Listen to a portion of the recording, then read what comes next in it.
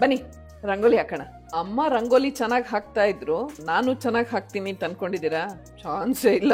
ದೀಪಾವಳಿಗೆ ಮುಂಚೆನೆ ಪಾರ್ಟಿ ಶುರು ಆಗ್ಬಿಟ್ಟಿದೆ. ಈ ಡಮ್ ಡಮ್ ಡಮ್ ಡಮ್ ಅನ್ನೋ ಪಟಾಕಿಗಳನ್ನೆಲ್ಲ ಪ್ಲೀಸ್ ಹೊಡಿಬೇಡಿ. ಈಗ ಸ್ವೀಟ್ ಮಾಡೋಣ. Very easy to make. ಇದಕ್ಕೆ ಬೇಕಾಗಿರೋದು 3 ಇಂಗ್ರೀಡಿಯೆಂಟ್. ಈ ಸ್ವೀಟ್ ಅಂತೂ ಮಕ್ಳಿಗೆ ತುಂಬಾ ಇಷ್ಟ ಆಗತ್ತೆ. ಬಾಯಲ್ಲಿಟ್ರೆ ಹಾಗೆ ಕರ್ಗೋಗುತ್ತೆ. ಸ್ವೀಟ್ನ ಟ್ರೈ ಮಾಡ್ತೀರಾ ಅಲ್ವಾ?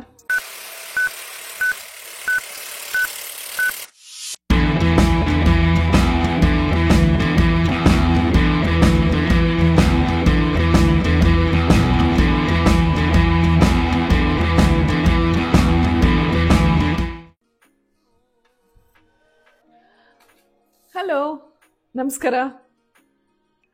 ಏನಿದು, ದೀಪಾವಳಿ ಹಬ್ಬಕ್ಕೆ ಇನ್ನೂ 2 ದಿನ ಟೈಮ್ ಇದೆ, ಆಗ್ಲೇ ಎಲ್ಲ ಡೆಕೋರೇಷನ್ ಆಗೋಗಿದೆ, ನಾನು ರೆಡಿ ಆಗಿಬಿಟ್ಟಿದ್ದೀನಿ ಅನ್ಕೋತಾ ಇದ್ದೀರಾ?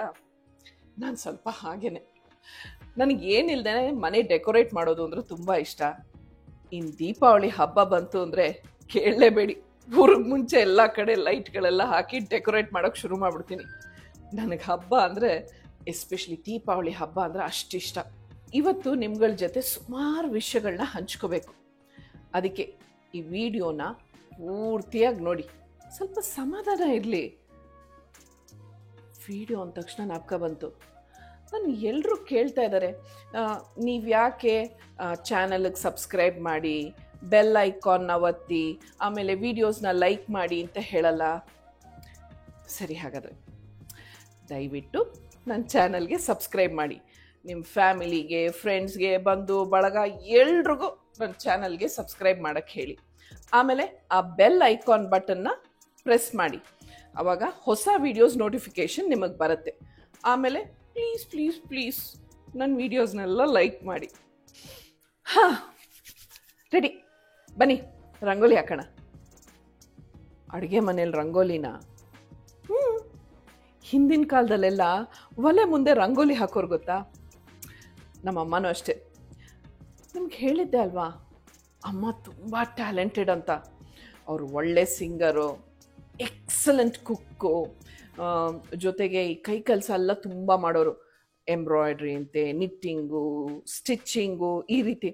ಆ್ಯಂಡ್ ರಂಗೋಲಿ ಹಾಕೋದ್ರಲ್ಲಂತೂ ಸೂಪರ್ ಎಕ್ಸ್ಪರ್ಟ್. ಅವ್ರು ಎಷ್ಟು ಪ್ರೈಸಸ್ ಗೆದ್ದಿದ್ದಾರೆ ಅಂದರೆ ಹೇಳೋದಕ್ಕೆ ಸಾಧ್ಯನೇ ಇಲ್ಲ. ನಮ್ಮ ಹಳೆ ಮನೇಲಿ ಅಂದರೆ ಅವರು ನಮ್ಮ ಅಪ್ಪ ಅಮ್ಮ ಮನೆ ಕಟ್ಟಿದಾಗ ಅವಾಗ ಈ ಥರ ಈ ಗ್ರಾನೈಟ್ ಸ್ಟೋನು ಅಥವಾ ಇವಾಗ ಇದೆಲ್ಲ ಬರುತ್ತಲ್ಲ, ಕ್ವಾಡ್ಸು ಅಂಥದ್ದೆಲ್ಲ ಇತ್ತಿಲ್ಲ. ಕಾಂಕ್ರೀಟಲ್ಲೇ ಅಡುಗೆ ಮನೆ ಕಟ್ಟೆ ಎಲ್ಲ ಕಟ್ಟೋರಲ್ಲ. ಅಮ್ಮ ಕಂಪ್ಲೀಟಾಗಿ ಅಡುಗೆ ಮನೆ ಕಟ್ಟೆನ ರೆಡ್ ಆಕ್ಸೈಡ್ ಮಾಡಿಸ್ಕೊಂಡಿದ್ರು. ಆಮೇಲೆ ಪ್ರತಿನಿತ್ಯ ಅಡುಗೆ ಮನೆ ಎಲ್ಲ ಕ್ಲೀನ್ ಮಾಡಿದ್ಮೇಲೆ ಸ್ಟವ್ ಕೆಳಗಡೆ ಒಂದು ಚಿಕ್ಕದಾಗಿ ಒಂದು ಹಸೆ ಹಾಕೋರು. ಅಂದರೆ ಯಾಕೆ ಹಾಕೋರು ಕೇಳಬೇಕು, ಇದ್ರದ್ದು ಅರ್ಥ ಏನು, ಸಿಗ್ನಿಫಿಕೆನ್ಸ್ ಏನು ಅಂತ ನನಗೆ ಕೇಳಬೇಕು ಅಂತ ಇತ್ತಿಲ್ಲ. ಅವ್ರು ಹಾಕೋದನ್ನು ನೋಡ್ತಾ ಇದ್ದೆ.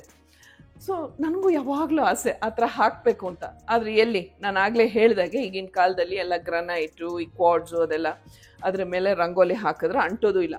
ಸುಮಾರು ಸತಿ ಹಂಗೂ ಟ್ರೈ ಮಾಡಿದೆ, ಚಾಕ್ ಪೀಸಲ್ಲೆಲ್ಲ ಹಾಕಿದೆ, ಐದಾರು ಕಾಣಿಸಲ್ಲ, ಇಲ್ಲ ಅಂಟಲ್ಲ. ಹೊಕ್ಕೊಳ್ಳಿ ಸ್ಟವ್ ಮೇಲೆ ಹಾಕೋಣ ಅಂದರೆ ಈ ಗ್ಲಾಸ್ ಟಾಪು ಅದ್ರ ಮೇಲೂ ಆಗಲ್ಲ, ಚಾಕ್ ಪೀಸಲ್ಲಿ ಬರೆಯೋಕ್ಕಾಗಲ್ಲ. ಅಥವಾ ಸ್ಟಿಕ್ಕರ್ ಈ ರಂಗೋಲಿ ಸ್ಟಿಕ್ಕರ್ ಎಲ್ಲ ಅಂಟಿಸಿದ್ರೆ ಸುಟ್ಟು ಹೋಗುತ್ತೆ. ಇವತ್ತು ಯಾವುದೋ ಒಂದು ವಿಡಿಯೋ ನೋಡ್ತಾ ಇದ್ದೆ. ಅದನ್ನು ನೋಡಿದಾಗ ಆವಾಗ ನನಗೆ ಫ್ಲ್ಯಾಶ್ ಆಯಿತು, ಅರೆ ಎಂಥ ದಡ್ಡಿ ಅಲ್ವಾ ನಾನು, ಇದನ್ನು ಅಮ್ಮ ಮಾಡ್ತಾಯಿದ್ರು, ನನಗೆ ಯಾಕೆ ಇದು ಹೊಳಿಲೇ ಇಲ್ಲ, ನಾನು ಮಾಡ್ಬೋದಾಗಿತ್ತಲ್ವಾ? ಅಮ್ಮ ಹಬ್ಬಗಳಲ್ಲಿ ಎಸ್ಪೆಷಲಿ ಈ ಗೋಕುಲಾಷ್ಟಮಿಲೆಲ್ಲ ಈ ಕೃಷ್ಣನ ಪಾದ ಅದೆಲ್ಲ ಇದರಲ್ಲಿ ಬರೆಯೋರು. ಅದೇನು ಅಂತನಾ, ಇರಿ ವೆಯ್ಟ್ ಅವಾಗಲಿಂದ ಹೇಳ್ತಾ ಇದ್ದೀನಿ, ವೆಯ್ಟ್, ಪೇಷನ್ಸ್ ತೋರಿಸ್ಕೊಡ್ತಿದ್ದೀರಿ. ಇದು ಡೆಫಿನೆಟ್ಟಾಗಿ ನಿಮ್ಗೆಲ್ರಿಗೂ ಗೊತ್ತೇ ಇರುತ್ತೆ. ಅಕ್ಕಿನ ಸ್ವಲ್ಪ ಹೊತ್ತು ನೀರಲ್ಲಿ ನೆನೆ ಹಾಕಿ ಆಮೇಲೆ ಅದನ್ನು ನುಣ್ಣು ಗ್ರೈಂಡ್ ಮಾಡಿಕೊಂಡು ಅದರಲ್ಲಿ ರಂಗೋಲಿ ಹಾಕೋದು. ಅದಕ್ಕೆ ನಾನು ಆಗಲೇ ಅಕ್ಕಿನ ನೆನೆಸಿಟ್ಟಿದ್ದೆ. ಈಗ ಇದನ್ನು ಫೈನಾಗಿ ಗ್ರೈಂಡ್ ಮಾಡ್ಕೋತೀನಿ. ನೀವು ಯೋಚನೆ ಮಾಡಿದ್ದೀರಾ, ಈ ರಂಗೋಲಿ ಹಾಕೋದು ಎಷ್ಟು ಒಳ್ಳೆ ಎಕ್ಸಸೈಸು. ಬಗ್ಗೊಂಡು ರಂಗೋಲಿ ಹಾಕೋದ್ರಿಂದ ಬ್ಯಾಕ್ ಎಲ್ಲ ಸ್ಟ್ರೆಚ್ ಆಗುತ್ತೆ. ಕುಕ್ಕುರ್ಗಾಲ್ ಕೂತ್ಕೊಂಡು ರಂಗೋಲಿ ಹಾಕೋದ್ರಿಂದ ಲೆಗ್ಸ್ ಎಲ್ಲ ಸ್ಟ್ರೆಂಥನ್ ಆಗುತ್ತೆ. ಒಟ್ಟಿನಲ್ಲಿ ಆಗಿನ ಕಾಲದವರು ಯಾವ ಜಿಮ್ಗೂ ಹೋಗ್ದೇ ಫಿಟ್ಟಾಗಿರ್ತಾ ಇದ್ರು.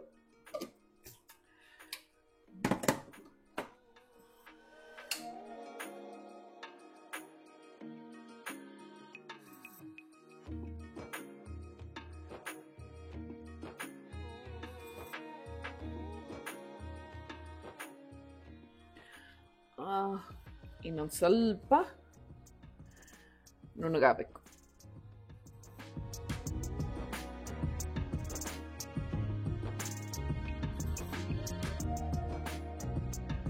ಹಾಂ, ನನ್ನ ರಂಗೋಲಿ ಪೇಸ್ಟ್ ರೆಡಿ. ಹೊಸ ಹೆಸರು ನಾನೇ ಕಂಡಿಡ್ತೀನಿ, ರಂಗೋಲಿ ಪೇಸ್ಟ್ ಅಂತ.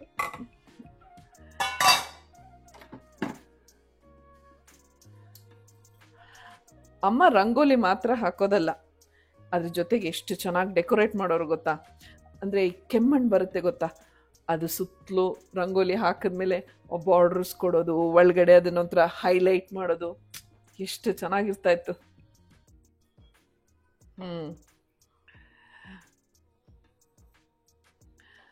ಅಮ್ಮ ರಂಗೋಲಿ ಚೆನ್ನಾಗಿ ಹಾಕ್ತಾ ಇದ್ರು, ಸೊ ನಾನು ಚೆನ್ನಾಗಿ ಹಾಕ್ತೀನಿ ಅಂತ ಅನ್ಕೊಂಡಿದ್ದೀರಾ? ಥೋ, ಚಾನ್ಸೇ ಇಲ್ಲ.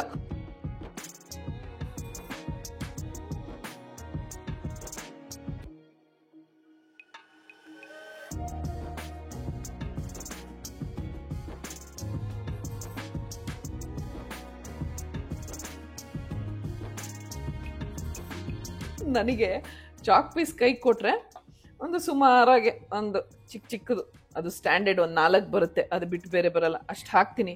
ಇನ್ಫ್ಯಾಕ್ಟ್ ಶೂಟಿಂಗಲ್ಲೂ ಅಷ್ಟೇ, ಏನಾದರೂ ಈ ರಂಗೋಲಿ ಹಾಕೋ ಸೀನೋ ಶಾರ್ಟೋ ಇದ್ರೆ ನಂಗೆ ಫುಲ್ ಟೆನ್ಷನ್ ಆಗಿಬಿಡುತ್ತೆ. ಏಕೆಂದರೆ ಅಲ್ಲಿ ಸಾಮಾನ್ಯವಾಗಿ ರಂಗೋಲಿ ಪುಡಿ ಕೊಡ್ತಾರಲ್ಲ, ಅಯ್ಯೋ ದೇವ್ರಿ ಹೆಂಗಪ್ಪ ಹಾಕೋದು, ಏನಪ್ಪ ಮಾಡೋದು ಅಂತ ಟೆನ್ಷನ್ ಆಗ್ತಾ ಇರುತ್ತೆ. ಇದು ಅಷ್ಟೇ, ಏನೋ ಒಂದು ಸುಮಾರಾಗೆ ನನಗೆ ಗೊತ್ತಿದೆಯಲ್ಲ 3-4 ರಂಗೋಲಿ ಇಲ್ಲ, ಅದರಲ್ಲೇ ಟ್ರೈ ಮಾಡ್ತಾ ಇದ್ದೀನಿ. ಇದನ್ನು ಕೆಲವರು ಹೀಗೆ ಹಿಟ್ಟನ್ನ ಕೈಯಲ್ಲೇ ಹಾಕ್ತಾರೆ, ಇನ್ನು ಕೆಲವರು ಈ ತೆಂಗಿನಕಾಯಿನ ಜುಟ್ಟಿರುತ್ತಲ್ಲ ಅದನ್ನು ತೊಗೊಂಡು ಅದರಲ್ಲಿ ಹಾಕ್ತಾರೆ. ನಾನು ಇಯರ್ ಬಡ್ಡಿಂದ ಹಾಕ್ತಾ ಇದ್ದೀನಿ, ಏಕೆಂದರೆ ಇದು ಚಿಕ್ಕ ಜಾಗ ಅಲ್ವಾ, ಸ್ವಲ್ಪ ನೀಟಾಗಿ ಆದಷ್ಟು ನೀಟಾಗಿ ಟ್ರೈ ಮಾಡೋಣ ಅಂತ.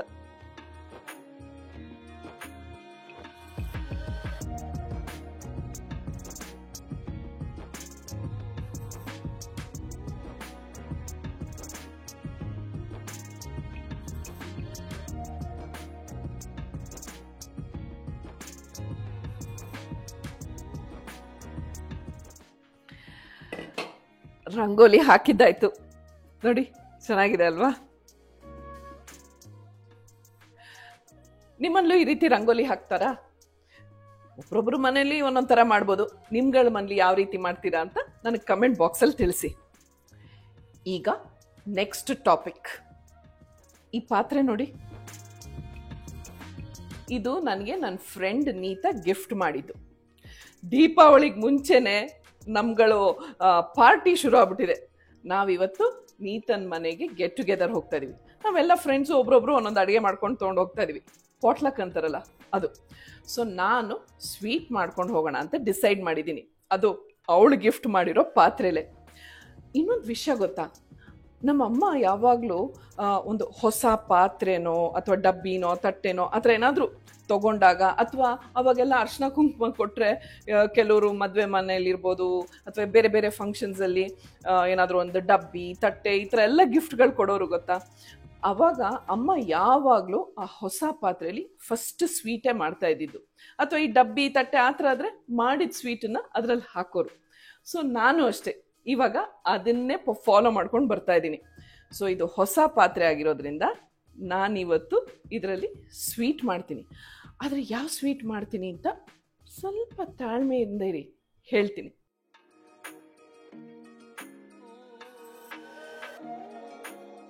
ಹೇಳೋದೇ ಮರ್ತೋಗಿದ್ದೆ, ನಿಮ್ಗೆಲ್ರಿಗೂ ಅಡ್ವಾನ್ಸ್ ಆಗಿ ದೀಪಾವಳಿ ಹಬ್ಬದ ಶುಭಾಶಯಗಳು.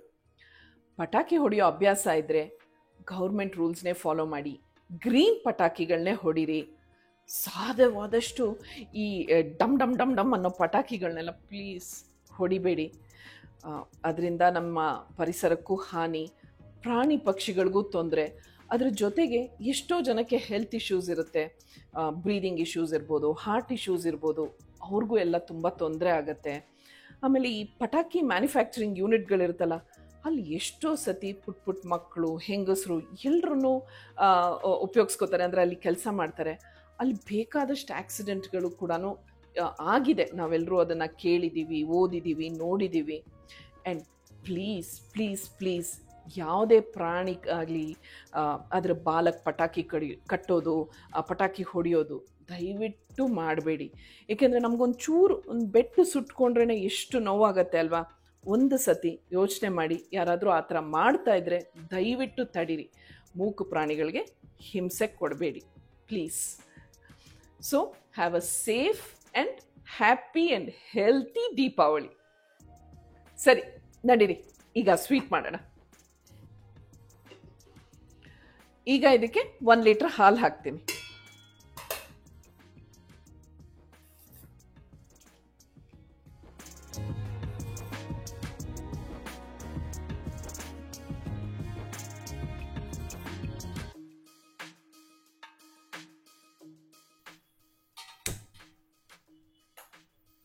ಹಾಲು ಹಾಕಾಯ್ತು. ಹಾಲು ಕಾದ್ಮೇಲೆ 125 ಗ್ರಾಮು ಸಕ್ಕರೆ ಹಾಕಬೇಕು.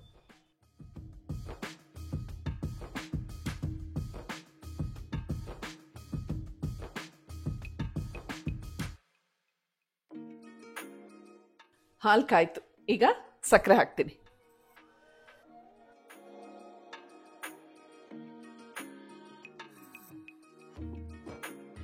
ಈಗ ಫ್ಲೇಮ್ನ ಸಿಮ್ಮಲ್ಲಿ ಇಟ್ಕೊಂಡು ಇದು ಪಾಕ ಹದ ಬರೋವರೆಗೂ ತಿರುಗಿಸ್ತಾನೇ ಇರಬೇಕು, ಇಲ್ಲಾಂದರೆ ಸೀದೋಗ್ಬಿಡತ್ತೆ.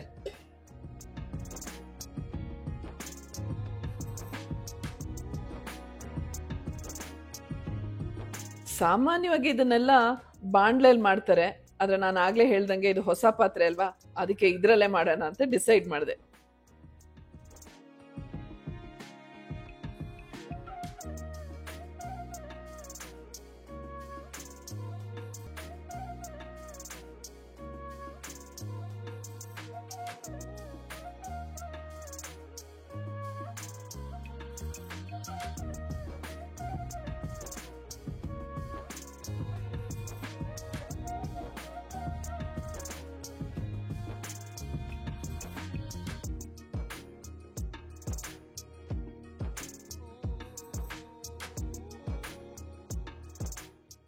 ಕೈ ಒದ್ದೆ ಮಾಡಿಕೊಂಡು ಹೀಗೆ ಒಂದು ಬಾಲ್ ಥರ ರೋಲ್ ಮಾಡಿದಾಗ ಕೈಗೆ ಮೆತ್ಕೋಬಾರ್ದು ನೋಡಿ. ಈಗ ಇದು ಆಲ್ಮೋಸ್ಟ್ ಬೇಕಾಗಿರೋ ಕನ್ಸಿಸ್ಟೆನ್ಸಿಗೆ ಬಂದಿದೆ. ಈ ಸ್ವೀಟ್ ಹೆಸರೇನು ಅಂತ ನಾನು ಹೇಳಲೇ ಇಲ್ಲ ಅಲ್ವಾ, ಇದು ಹಾಲ್ಕೋವಾ. Very easy to make. ಇದಕ್ಕೆ ಬೇಕಾಗಿರೋದು 3 ಇಂಗ್ರೀಡಿಯೆಂಟ್: ಹಾಲು, ಸಕ್ಕರೆ, ತಾಳ್ಮೆ. ಬಿಡದೆ ಕೈ ಆಡಿಸ್ಕೊಂಡಿರೋ ತಾಳ್ಮೆ. ಸರಿ, ಹಾಗಾದ್ರೆ ಈಗ ಇದನ್ನ ಒಂದು ತಟ್ಟೆಗೆ ಹಾಕೋತೀವಿ.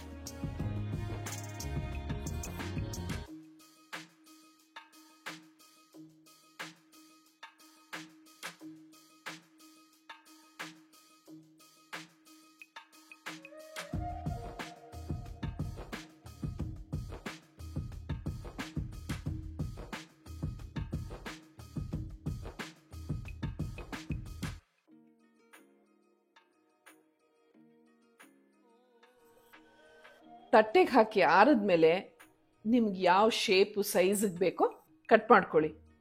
ಈ ಸ್ವೀಟ್ ಅಂತೂ ಮಕ್ಕಳಿಗೆ ತುಂಬ ಇಷ್ಟ ಆಗತ್ತೆ. ಮಕ್ಕಳಿಗೇನು, ದೊಡ್ಡವ್ರಿಗೂ ಅಷ್ಟೇ ಇಷ್ಟ ಆಗತ್ತೆ. ಬಾಯಲ್ಲಿಟ್ಟರೆ ಹಾಗೆ ಕರ್ಗೋಗುತ್ತೆ. ಈ ಸ್ವೀಟ್ನ ಟ್ರೈ ಮಾಡ್ತೀರಾ ಅಲ್ವಾ? ನನಗಂತೂ ಇವತ್ತು ಈ ರಂಗೋಲಿ ಹಾಕಿದ್ದು, ಈ ಸ್ವೀಟ್ ಮಾಡಿದ್ದು ತುಂಬ ಖುಷಿ ಕೊಟ್ಟಿದೆ. ಜೀವನದಲ್ಲಿ ಯಾವಾಗಲೂ ಹಾಗೆ ಅಲ್ವಾ, ಚಿಕ್ಕ ಚಿಕ್ಕ ವಿಚಾರಗಳೇ ತುಂಬ ಖುಷಿ ಕೊಡೋದು. ಮತ್ತೊಮ್ಮೆ ನಿಮ್ಗೆಲ್ರಿಗೂ ದೀಪಾವಳಿ ಹಬ್ಬದ ಶುಭಾಶಯಗಳು. ಮತ್ತೆ ಮುಂದಿನ ಸಂಚಿಕೆಯಲ್ಲಿ ಸಿಗ್ತೀನಿ. ಇದು journey of life positively with smile and love. ನಮಸ್ಕಾರ.